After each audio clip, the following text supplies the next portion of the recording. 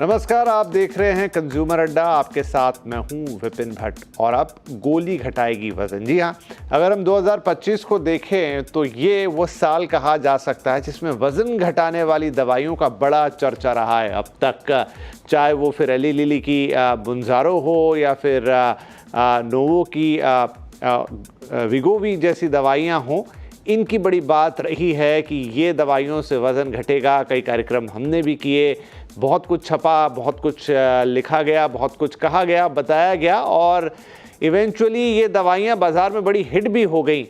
और कई बार हमने चर्चा की कि क्या दवाइयों से वज़न घटाना ठीक है। उसमें राय बटी हुई है निश्चित तौर पे, लेकिन हाँ, डॉक्टर के सुपरविजन में कहा गया कि जिन लोगों का क्रोनिक मोटापा है, यानी बहुत ज़्यादा वज़न है, वो लोग इन दवाइयों का इस्तेमाल कर सकते हैं। इनसे वज़न घटाया जा सकता है। बहुत सारी सेलिब्रिटीज़ के जब वज़न घटे तो अफवाहें फैल गई कि इन्होंने तो ये वज़न इन दवाइयों को खा के घटा लिया। इनके साथ तो ऐसी दिक्कत नहीं थी, ऐसी किसी बात की हालांकि कभी कोई पुष्टि नहीं हुई, लेकिन इन दवाइयों की चर्चा किसी न किसी बहाने चलती रही। लेकिन ये सारी दवाइयाँ जो अब तक बाज़ार में आई हैं वो इंजेक्टेबल है, मतलब वो इंजेक्शन के तौर पर मौजूद हैं। अब वो इंजेक्शन डायरेक्ट एक सिरिंज वाला इंजेक्शन हो ज़रूरी नहीं है, इंजेक्टिव पैन आते हैं उनसे वो दवाई ली जाती है, लेकिन वो इंजेक्टेबल है, यानी आपकी नसों में दवा इंजेक्शन के थ्रू पहुँचती है, क्योंकि जाहिर तौर पर एक थोड़ा सा मुश्किल काम है। एक आम दवा जिसे आप गोली खा के लेते हैं उससे, और दवाओं की कीमत भी अच्छी खासी है। डायबिटीज़ मैनेजमेंट के लिए कही जाती है, लेकिन वेट मैनेजमेंट के लिए काम आती है। लेकिन अब अगर इसी का सिंपल फॉर्म आ जाए, यानी गोली खाना, क्योंकि गोली खाना हम सब बीमार पड़ते हैं या तबीयत ख़राब होती है तो गोली खाते हैं, और वो सबसे आसान तरीका हो सकता है किसी दवा को लेने का। तो जी हाँ, वज़न घटाने की गोली आ रही है। कौन ला रहा है? तो एली लिली, जिन्होंने मुंजारो बनाई वज़न घटाने की दवा, उसको भारत में काफ़ी ज़्यादा अहमियत मिली, तो अब उसी से उत्साहित होके वो गोली लेकर आने वाले हैं। हालांकि ये जो मुंजारो का जो जैसा मैंने कहा इंजेक्टेबल ड्रग है, उससे ये अलग ड्रग होगा, उस पर आगे हम बातचीत करेंगे क्या होगा। ऑर्फोग्लिप्रोन की गोली ये बनाई जाएगी, एक टेक्निकल नेम है उसके लिए। 2026 तक मंजूरी मिलेगी, अभी तो रेगुलेटरी प्रोसेस में, और ये कई पब्लिकेशंस में खबर छपी कि बातचीत हो रही है, रेगुलेटर से अप्रोच कर रहे हैं। रेगुलेटरी जो मंजूरी है वो अगले साल तक आएगी, लेकिन ये ज़रूर है कि अब वो गोली पे फोकस कर रहे हैं। और उनकी रिसर्च ये कहती है कि भारत जैसे देश या उसके आसपास के जो भी एशिया के देश हैं, वहाँ लोग गोली खाना पसंद करते हैं, तो ये आसान होगी, शायद इसकी कीमत भी कम होगी। तो अगेन वज़न घटाने के आसपास बहुत कुछ हो रहा है। तो चलिए, हमने सोचा आज हम भी इस पर एक बार फिर से चर्चा करें कि क्या ये जो तरीके निकल कर आ रहे हैं एक से एक और इन्हें आसान बनाने की कोशिश की जा रही है, ये कितने सही, कितने अच्छे हैं, या प्राकृतिक रूप से वज़न घटाना ज़्यादा बेहतर है। मेहनत बहुत लगती है, खाने पे कंट्रोल करना पड़ता है, बहुत एक्सरसाइज करनी पड़ती है, तब कहीं जाके थोड़ा बहुत वज़न कम होता है, लेकिन गोली खाना कोई मुश्किल बात नहीं है। तो चलिए चर्चा की शुरुआत करते हैं। हमारे साथ कार्यक्रम में शामिल हो रहे हैं इंद्रप्रस्थ अपोलो हॉस्पिटल में डायबिटीज़ एंड एंड्रोक्रिनोलॉजी में सीनियर कंसल्टेंट डॉक्टर सप्तऋषि भट्टाचार्य जी, और फोर्टिस हॉस्पिटल में इंटरनल मेडिसिन में senior consultant doctor Swati Maheshwari. आप दोनों का ही बहुत बहुत स्वागत है। तो डॉक्टर भट्टाचार्य, अब अभी तक इंजेक्टेबल ड्रग्स आई हैं इस साल, और अब एक गोली लाने की बात हो रही है। जितना मैंने पढ़ा शायद एक दो गोलियां और मौजूद हैं, लेकिन अगेन बड़ा सवाल वही है, उसी से मैं शुरुआत करता हूं कि चाहे आप इंजेक्ट करें चाहे गोली खाएं, क्या ये जो तरीका है ये सही है? और बड़ा कठिन सा नाम है ऑर्फोग्लिप्रोन, अगर मैं सही प्रोनाउंस कर रहा हूं, तो वो आएगी गोली बनकर जिसे एली लिली लेकर आने की बात कर रही है। नमस्कार विपिन जी, नमस्कार तो सारे दर्शकों को फिर से। आई थिंक एक बार हमने पिछले बार भी ये सवाल लेके हम लोग मिले थे कि क्या ज्यादा सही रहता है कि नेचुरली वेट लॉस या टैबलेट या इंजेक्टेबल। तो मेरे हिसाब से जो अभी जो हमें जो समझ है, जो मेडिकल साइंस को जो समझ में आ रहा है कि वेट घटाना जरूरी है। और वेट घटाना आपने जैसे बताया कि बहुत ही मुश्किल काम है विपिन जी, आसानी से होता नहीं है। लोग सब कुछ ट्राई करते हैं, एंड जेन्युइनली कुछ लोग हैं जिनको वेट लॉस के लिए मदद चाहिए, तो वो चाहे नेचुरली कर पाए बहुत अच्छी बात है, नहीं कर पा रहे तो चाहे इंजेक्शन से घटे, चाहे टैबलेट से घटे, चाहे सर्जरी से घटे। किसी बहुत एक्सट्रीम वेट में अभी भी सर्जरी का रोल है, तो कोई घटाना जरूरी है, क्योंकि वेट का जो लॉन्ग टर्म नेगेटिव इफेक्ट्स है, चाहे डायबिटीज हो, चाहे ब्लड प्रेशर हो, चाहे कोलेस्ट्रॉल हो, चाहे हार्ट डिजीज हो, चाहे ऑस्टियोआर्थराइटिस हो, चाहे ऑब्स्ट्रक्टिव स्लीप एपनिया हो, बहुत सारा है। लोग उसको नहीं देखते, सिर्फ अपना अच्छा मैं अभी करंटली मतलब they are only concern with the current situation. Long term negative effect weight का बहुत बहुत ज्यादा है, एंड वेट घटाना जरूरी है। नेचुरली कर पाओ बहुत अच्छी बात है, नहीं कर पा रहे हो टैबलेट या इंजेक्शन जो भी आपके डॉक्टर रिजनेबली सेफ तरीके से आपको प्रिस्क्राइब कर रहे हैं वो आपको जरूर लेना चाहिए। तो डॉक्टर स्वाति, गोली एक कदम और आगे जा रही है, ये कह रही है कि जो इंजेक्टेबल्स आए थे जस्ट लाइक वीगोवी या फिर मुंजारो, वो तो उन लोगों के लिए था जिन्हें क्रॉनिक मोटापा है, यानी 35 का बीएमआई, हम समझ सकते हैं कि तब व्यक्ति कितना मोटा होगा। लेकिन ये तो कह रहे हैं कि ये 27 से 35, इवन थोड़ा और पहले से पकड़ लीजिए, मतलब एक सामान्य आदमी जो थोड़ा बहुत भी मोटा है वो भी ये दवाई ले सकता है। तो मतलब चलिए, क्रोनिक मोटापे वाली बात तो समझ में आती है कि आप नहीं एक्सरसाइज करके घटा सकते, नहीं खाने को कंट्रोल करके घटा सकते हैं, लेकिन जिनके लिए पॉसिबल है उनके लिए भी और आसान रास्ता दे रही है कि क्या करना है, गोली तो लेनी है आपको। बिल्कुल विपिन जी, देखिए ये लोग अपने जो मार्केट का दायरा है उसे लगातार बढ़ाने की कोशिश करते रहते हैं कि ज्यादा से ज्यादा लोग हमारी दवाइयां खरीदें और खाएं। लेकिन वैसे अगर आप देखें कि जो ओबेसिटी है ये इतनी बड़ी समस्या है, जैसे भारत में भी देखिए प्रधानमंत्री ने इसके ऊपर आगाज किया है कि लोग इस बात को समझे कि कैसे हमें अपनी डाइट चेंज करने की जरूरत है, एक्सरसाइज पे ध्यान देने की जरूरत है, क्योंकि आने वाले वक्त में ओबेसिटी एक बहुत बड़ी प्रॉब्लम बनकर उभर रही है और ये बहुत सारी और बीमारियों की जननी है। यानी कि यहाँ जो लोग ओबीस हैं उनको और बहुत सारी बीमारियां होने की संभावनाएं बढ़ जाती है और हम देखते भी हैं। इसीलिए लगातार इसके ऊपर शोध होता रहता है। आप देख भी रहे हैं कि सभी कंपनीज जो हैं वो लगातार ये प्रयास कर रही हैं कि कुछ ऐसी दवाइयां आ पाए जिससे कि लोगों को कुछ सहूलियत मिले, जिससे कि उनका वेट कुछ कम हो सके। लेकिन देखिए जैसे दवाइयां आती हैं वैसे ही उनके साइड इफेक्ट्स भी होते हैं और कई बार हम जो देखते हैं कि जिस चीजों के लिए वो दवाइयां आती हैं उसकी बजाय लोग जो हैं अपने मन से खाना शुरू कर देते हैं, खरीद खरीद कर लेना शुरू कर देते हैं। ये एक बहुत डेंजरस एरिया हो जाता है और यही चिंता रहती है कि लोग अपने आप से दवाइयां लेने लगते हैं, जिनको नहीं लेना चाहिए वो भी लेने लगते हैं और आपको इन चीजों की जानकारी नहीं होती है कि इन दवाइयों से क्या साइड इफेक्ट होंगे आगे चल के। अभी देखिए ये फेज 3 क्लिनिकल ट्रायल में चल रही है ये दवा। अभी इसके लॉन्ग टर्म साइड इफेक्ट्स क्या होंगे किसी को नहीं मालूम है। अगले साल ये लोग रेगुलेटरी अप्रूवल्स के लिए जो है अप्लाई करेंगे, क्योंकि रिजल्ट्स जो हैं उनके उनके मुताबिक अभी तक बहुत अच्छे आ रहे हैं, यानी कि अच्छे रिजल्ट्स देखने को मिल रहे हैं। लेकिन हमें ये नहीं पता होता है कि दवाइयां जो हैं जिनको पहले से बीमारियां हैं उन पर क्या असर होगा, क्योंकि ये नई दवाई आ रही है। वहीं इसके लॉन्ग टर्म इफेक्ट्स क्या होंगे, तो ये सब चीजें भी देखना जरूरी है। इनकी तरफ भी हमारी नजर होनी चाहिए। हम केवल ये नहीं सोचे कि हाँ दवा आ गई और अब हर कोई इसको ले सकता है, या इससे हमें अब एक्सरसाइज नहीं करनी पड़ेगी, एक्सरसाइज की तरफ हमें ध्यान देने की जरूरत नहीं, डाइट की तरफ नहीं, बस हम दवा खाएंगे और पतले हो जाएंगे। क्योंकि ये जितनी भी दवाइयां आ रही हैं जो हम पहले भी इतनी बार डिस्कशन कर चुके हैं, ये सब रिबाउंड वेट गेन कराती हैं। यानी कि जब आप इनको बंद करेंगे तो आपका दोबारा से जो वेट गेन होगा तो आपके लिए एक तरफ आप उनके साइड इफेक्ट्स भी झेलेंगे, एक तरफ जब दवा बंद करेंगे तो दोबारा वेट गेन भी होगा। तो ये समझना बहुत ही जरूरी है कि ये दवाइयां बहुत अच्छी एक्ट करती हैं या इन दवाइयों से अच्छा रिजल्ट मिलता है जब आप एक्सरसाइज पर भी ध्यान देते हैं, डाइट पर भी ध्यान देते हैं। यानी कि पूरा लाइफस्टाइल मॉडिफिकेशन आपको करना होगा, तभी आपको इन दवाइयों का जो सही रिजल्ट मिलना चाहिए वो मिलेगा और आपके लिए वो सस्टेन्ड रहेगा। वरना वही होगा कि थोड़े दिन आप खाएंगे और उसके बाद दोबारा से वजन जो है आपका बढ़ना शुरू हो जाएगा। साथ ही ये हर कैटेगरी के लोगों के लिए नहीं है, ये भी समझना बहुत जरूरी है। क्योंकि लोग, जैसे पहले हम डिस्कस कर रहे थे कि कोई फंक्शन में जाना है या आपको वेट लॉस करना है, तो आप सोचते हैं कि एक आसान तरीका हमें मिल जाए जहां हमें मेहनत ना करनी पड़े और आसानी से हमारा वजन लूज हो जाए, हम जो है पतले दिखने शुरू हो जाए। तो ये भी बहुत जरूरी चीज है समझना कि हर किसी के लिए नहीं है। बहुत अच्छी बात है कि दवाइयां आ रही हैं और हमें भी उम्मीद रहती है कि कुछ ऐसी दवाइयां आए जिससे लोगों का वजन कम हो सके, जो लोगों की परेशानियां हैं वो कम हो सके। लेकिन ओबेसिटी में केवल ये मत सोचिए कि बस एक गोली केमिस्ट से लेंगे, खाएंगे और वजन कम हो जाएगा। आपका जी। वर्कअप होना बहुत जरूरी है कि क्या एंडोक्राइन प्रॉब्लम्स हैं, क्यों आप वेट लॉस नहीं कर पा रहे हैं। अगर आप प्रयास कर रहे थे और नहीं हो पा रहा है तो उनके पीछे की वजह क्या है, या वेट लॉस अगर आपको सस्टेन चाहिए तो उसके लिए किस तरह से हमें आगे स्टेप वाइज बढ़ने की जरूरत है, कब दवा लेनी है, कब दूसरी चीजों का सहारा लेना है। ये पूरा एक जो बुके की तरह से है, जो कि आपको पता होना चाहिए। आपको अपने डॉक्टर के साथ संपर्क करके इस चीज को, इस पूरे जो जर्नी है उसको तय करना चाहिए। ये बहुत बिल्कुल जरूरी है। राइट नहीं, आप सही कह रही हैं। और हो यही रहा है कि इंजेक्टेबल के मुकाबले गोली नेचुरली और आसान चीज़ होगी, और अगर ओवर द काउंटर मिलेगी तो गोली खाने में किसी को कोई दिक्कत नहीं। और जितना मैं पढ़ लिख रहा हूँ, मतलब जितनी डिटेल मैंने पढ़ी, कि ये इंजेक्टेबल से इनकी कीमत काफ़ी कम भी होगी कंपैरेटिवली।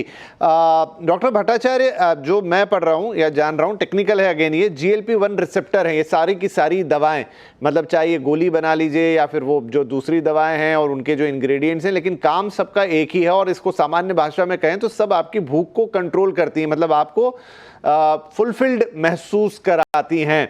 और ये गोली भी उससे कुछ अलग नहीं होने जाएगी। तो नेचुरली भूख, मतलब पेट भरा होना, और एक किसी गोली के जरिए या किसी दवाई के जरिए ऐसा फील होना, इन दोनों में क्या अंतर है? हम लोगों का जो एपेटाइट का जो रेगुलेशन है, मैं थोड़ा सा टेक्निकल टर्म्स में कह रहा हूँ। एक होता है होम्योस्टैटिक ईटिंग, जो आपको होम्योस्टैटिक एपेटाइट है, जो आपको सेहत के लिए जरूरी है।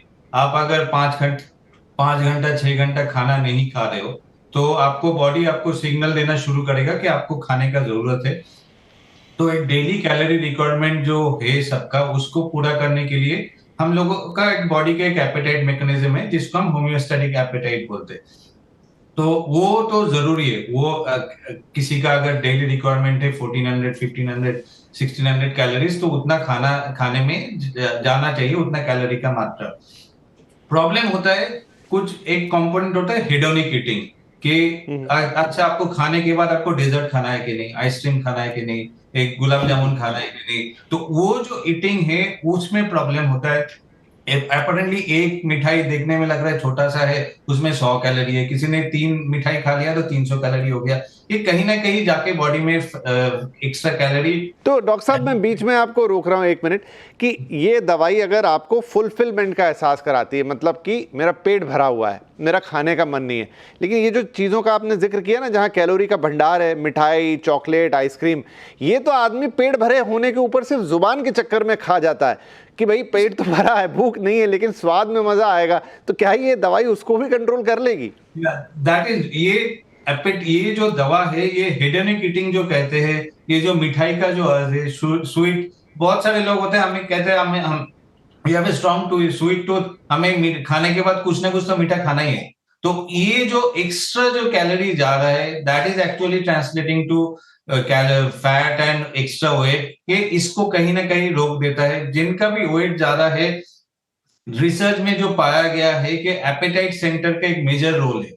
तो अगर जो भी मेजोरिटी ऑफ मेडिसिन रिसर्च हो रहा है, ये सारे जो है एपेटाइट सेंटर के कंट्रोल से ही वेट लॉस करता है। उसको थोड़ा बहुत कुछ कुछ जैसे मुंजारो है, उसका फैट के ऊपर भी इफेक्ट है। It has a positive impact on fat adipose tissue also.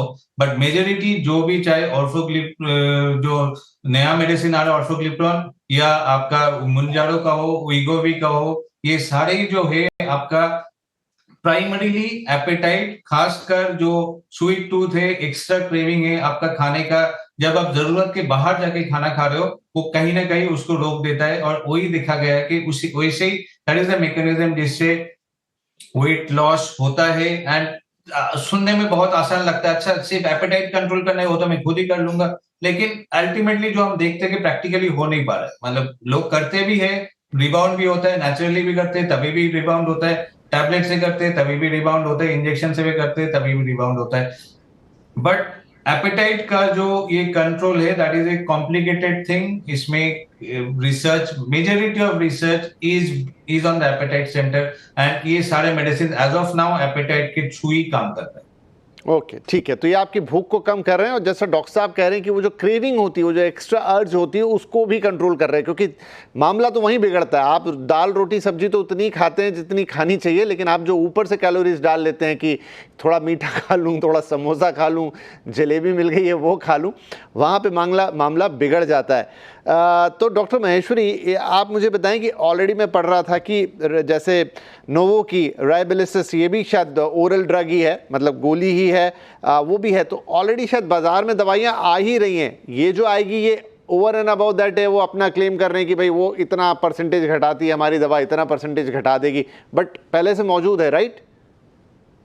देखिए हाँ, बिल्कुल ये अलग-अलग तरह के मॉलिक्यूल्स हैं जिनका जो है एक्शन कुछ मोर और लेस आप जैसे कह सकते हैं कि सेम ही है, लेकिन इनका जो अपना केमिकल कॉम्पोजिशन होता है वो फ़र्क होता है। जैसे कि रेबेल्सिस है वो पेप्टाइड मॉलिक्यूल है, ये नॉन पेप्टाइड मॉलिक्यूल है, ये कुछ उनके स्ट्रक्चरल डिफरेंसेस हैं। जिस तरह से वो एक्शन करते हैं वहाँ पर एक थोड़ा-सा फ़र्क रहता है।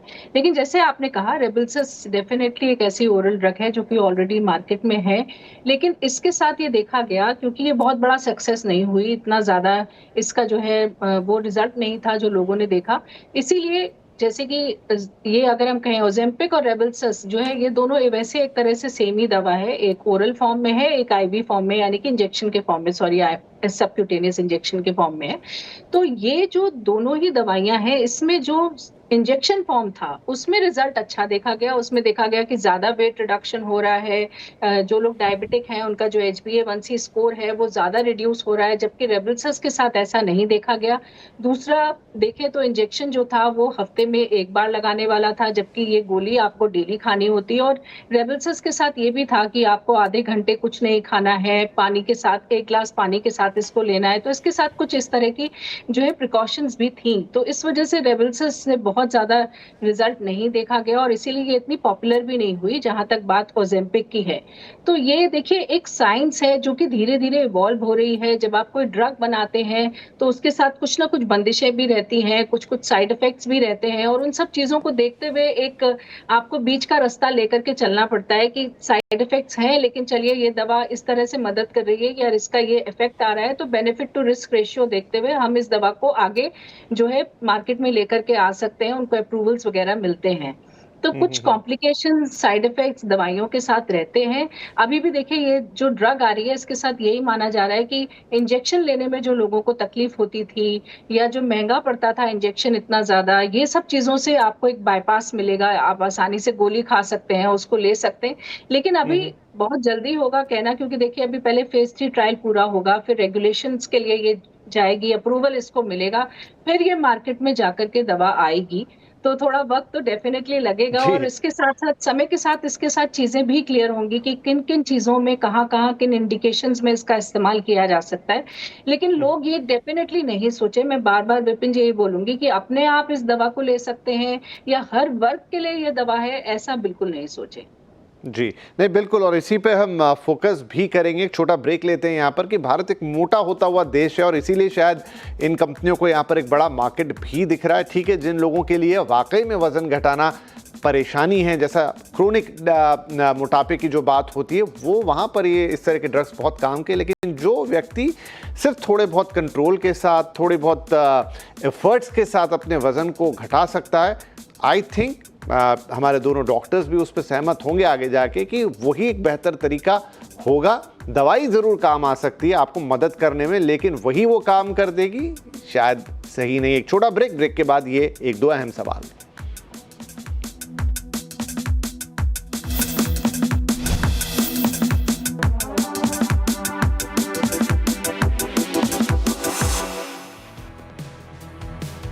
बात हो रही है कि जिन्होंने मुंजारो बनाई एनएल ले लिया वो भारत में उसी तरह की एक दवाई लेकिन गोली के फॉर्म में लेके आ रहे हैं। मुंजारो एक इंजेक्टेबल ड्रग है जो आपकी डायबिटीज़ और आपके वज़न को कंट्रोल करती है, बेहतर करती है और काफ़ी फेमस भी हो चुकी है, काफ़ी चर्चा उसके इर्द गिर्द है। लेकिन एनीवे कोई इंजेक्टेबल ड्रग है नहीं जिसे इंजेक्शन के ज़रिए लेना पड़े, उसके मुकाबले गोली एनीडे एक बहुत आसान चीज़ होगी और कहा यह भी जा रहा है कि इसकी कीमत भी इंजेक्टेबल से कम होगी, तो ये और आसान हो जाएगी। Now back to the discussion. Doctor Bhattacharya, क्या आपको लगता है कि ये चीज़ें ओवर द काउंटर मिलनी चाहिए? ये इस पर भी काफ़ी बहस हुई थी पहले जब मुंजारो और दूसरी दवाइयाँ आ रही थी, लेकिन ये जो स्ट्रिप्स आएंगे 10 गोली के 5 गोली के जो भी होंगे, इनको ऐसे सीधा ओवर द काउंटर बेचा जाना चाहिए? देखिए, GLP-1 analogue not simple medicine है नहीं, तो इसमें बहुत सारा साइड इफेक्ट्स के लिए भी मॉनिटर करना पड़ता है। बहुत रेयर है, लेकिन जैसे पैनक्रेटाइटिस जैसे साइड इफेक्ट्स देखा जाता है। तो जिनको कौन-कौन ये मेडिसिन के लिए एलिजिबल है, किनको ये दवा दिया जा सकता है, ये एक एंडोक्रिनोलॉजिस्ट या सीनियर फिजिशियन ही डिसाइड कर सकता है। ये ओवर द काउंटर तो बिल्कुल ही नहीं चल सकता। तो इसमें कुछ पैरामीटर्स है जिनको मॉनिटर भी करना पड़ता है। ये शुगर में भी यूज होता है, वेट के लिए भी यूज होता है, तो जैसे मेटाबॉलिक पैरामीटर्स कैसे चल रहा है, किसी और वजह से वेट बढ़ रहा है कि नहीं बढ़ रहा है, बहुत सारे चीजें हैं जिसको कंसिडरेशन में लेके चलना पड़ता है। आई डोंट थिंक कि ये सारे ग्रुप ऑफ मेडिसिन जो है जिस तरीके से ये काम करता है, इसका it can not be given over the counter, it has to be given by the appropriate specialist. ये तो over the counter will be too risky for Indian Medical Council जो है, जो आप लोगों की एसोसिएशन है, उन्होंने भी ये बात कही थी बाकायदा चिट्ठी लिख के स्वास्थ्य मंत्रालय को कि ऐसी दवाओं को ओवर द काउंटर ना बेचा जाए। फर्स्ट एंड सेकेंडली मतलब डॉक्टर्स के लिए भी उसका एक प्रिस्क्रिप्शन रूल बनाया जाए कि उसे कोई ऐसे ही ना लिख दे, उसकी भी एक गाइडलाइन हो, तो शायद इस बात को समझा जा रहा है। स्वाति जी, अगेन अब वो एक बड़ा मूल प्रश्न, हालांकि बात बहुत लोगों को लगता है कि हाँ हमें पता है, लेकिन वो ईजियर सेड देन डन वाली बात हो जाती है कि वज़न को घटाया जाए दवा से या वज़न को घटाया जाए थोड़ी सी मशक्क़त के साथ। मुझे लगता है कि नेचुरल तरीका हमेशा ऊपर ही रहेगा, बस करने की देरी है। बाकी दवा उन लोगों के लिए काम कर सकती है जिन्हें बहुत ज़्यादा दिक्कत है। हाँ बिल्कुल विपिन जी, आपने सही कहा। देखिए, दो कैटेगरी के लोग हैं। एक वो लोग हैं जिनका बीएमआई 30 से कम है या 27 से कम है और आपको कोई ऐसा साथ में हाइपरटेंशन नहीं है, डायबिटीज नहीं है, जो है आपको कोई पीसीओएस नहीं है, सांस लेने की कोई दिक्कत वगैरह नहीं है, इस तरह का एक वर्ग है। ये वर्ग देखिए, आपको कोशिश करनी चाहिए कि आप खुद से जो है एक्सरसाइज, डाइट, इन सब चीजों से अपने वजन को घटाएं। अगर आप 12 हफ्ते से ज्यादा हो गए हैं, 3-4 महीने से आप लगे हुए हैं, पूरी तरह से कोशिश कर रहे हैं, फिर भी आपका वजन कम नहीं हो रहा है, तब आपको ये वर्ग ऐसा है जिनको डॉक्टर से संपर्क करना चाहिए। कुछ टेस्ट हैं जो कराने की जरूरत होती है, साथ ही आप उनसे सलाह करें कि जो इस तरह की दवाइयां हैं क्या उनको कुछ समय के लिए लिया जा सकता है, ताकि आपका जो जर्नी है वो बेटर हो सके, आप जो वेट लॉस चाहते हैं वो हो सके। फिर एक वर्ग देखिए ऐसा है जो कि जिनका बीएमआई बहुत ज्यादा है, 30 से ज्यादा है, या ऐसा वर्ग है जिनका बीएमआई 27 से ज्यादा है, लेकिन साथ में उनको बीमारियां हैं, उनको ब्लड प्रेशर है, डायबिटीज है, पीसीओएस है, हार्ट के प्रॉब्लम्स हैं। ये वर्ग ऐसा है जिनको कुछ ना कुछ दवाइयों की जरूरत जनरली हमने देखा है कि पड़ती है, क्योंकि आप जितनी कोशिश करते हैं उससे जनरली रिजल्ट्स नहीं मिल पाते। और साथ ही ये ऐसा वर्ग है जिनके साथ बहुत सारी और चीजें भी रहती है कि कुछ एक्सरसाइजेज ऐसी नहीं कर पाएंगे या डाइट के कुछ रेस्ट्रिक्शंस वगैरह भी रहते हैं। साथ ही बहुत ज्यादा इंसुलिन रेजिस्टेंस होने की वजह से जो है वेट लॉस अच्छा नहीं हो पाता है। तो ये वर्ग ऐसा है जिनको इन दवाइयों की जरूरत पड़ती है और उनको डॉक्टर से सलाह करना चाहिए कि किस तरह से हम अलोंग विथ, देखिए ये बहुत जरूरी है कि आपको फिर भी डाइट का ध्यान रखना होगा, एक्सरसाइज का ध्यान रखना होगा, अपने लाइफस्टाइल का ध्यान रखना होगा, और उन सब चीजों को साथ साथ आपके दवा के चलाना होगा ताकि आपको वो रिजल्ट मिल सके जो हम चाहते हैं, और साथ ही जो आपको बीमारियां, उनके कॉम्प्लिकेशंस आपके बढ़े नहीं। तो ये दो अलग वर्ग हैं, दोनों को अपने अपने तरीके से देखिए अलग अलग चलने की जरूरत होगी। साथ ही जब आप नेचुरल तरीके से वेट लॉस करते हैं, आप एक्सरसाइज कर रहे हैं, डाइट कर रहे हैं, तो उसका आपको केवल वेट लॉस पे इफेक्ट नहीं मिलता है, आपको ओवरऑल भी आपकी हेल्थ के लिए बहुत सारे और फायदे मिलते हैं, क्योंकि आपकी इम्यूनिटी बेटर होती है, आपके जो मसल स्ट्रेंथ है, अगर आप एक्सरसाइज ट्रेनिंग वगैरह कर रहे हैं तो उसमें आपको फायदा मिलता है। आप देखिए आगे चल के आपकी मांसपेशियां मजबूत रहेंगी, आपकी हड्डियां मजबूत रहेंगी, आपका मूड अच्छा रहेगा अगर आप एक्सरसाइज करते हैं, डाइट अच्छी फॉलो करते हैं, तो ओवरऑल आपको बहुत सारी और चीजों में फायदा मिलेगा, केवल वेट में फायदा नहीं मिलेगा। इसलिए नेचुरल तरीका डेफिनेटली आपके लिए बहुत अच्छा है। राइट, और बिल्कुल सही कह रही हैं डॉक्टर कि नेचुरल तरीका सही है। उन्होंने दो वर्गों की बात की, तीसरा वर्ग मैं जोड़ देता हूँ। आज एक रिपोर्ट हाल ही में आई कि भारत में धनपतियों की यानी करोड़पतियों की संख्या भी बहुत बढ़ गई। तो एक ऐसा वर्ग भी है जिसके पास पैसे की दिक्कत नहीं है, और बहुत बड़ा मिडिल क्लास है जिसके पास पैसे की दिक्कत नहीं है, और उन्हें ये भी लगता है कि हम बहुत ज़्यादा बिजी हैं, समय नहीं निकाल पाते, तो हम ये दवाई खरीद लेंगे। नहीं, थोड़ा समय ज़रूर निकालिए ताकि आप ज़्यादा लंबे समय तक सही तरह से स्वस्थ रहें, ज़्यादा पैसा कमाएं, खुद की उन्नति करें, देश की उन्नति करें। लेकिन ये बहाना मन में ना निकालने कि मेरे पास समय नहीं है इसलिए अब ये दवाई मेरे काम आ जाएगी। अगर वो दो कैटेगरी जो स्वाति मैम ने अभी बताई आप उसको बिलोंग नहीं करते हैं, तो इस तीसरी कैटेगरी को प्लीज़ मत क्रिएट कीजिएगा। आधा घंटा भी निकाल लेंगे, आपका काम हो जाएगा। बाकी डॉक्टर के परामर्श से अगर ये दवाई लेने को कहा जा रहा है तो बिल्कुल ली जा सकती है, वो सारी रिसर्च के बाद ही आता है, लेकिन डॉक्टर से ज़रूर कंसल्ट करें। और ये इंडियन मेडिकल काउंसिल्स और अन्य एसोसिएशंस भी कह रहे हैं। बहुत बहुत धन्यवाद डॉक्टर भट्टाचार्य, डॉक्टर महेश्वरी, आप दोनों का ही। एक बार फिर आपने इन चीज़ों पर हमें जागृत किया और इंपॉर्टेंट जानकारी दी। नमस्कार।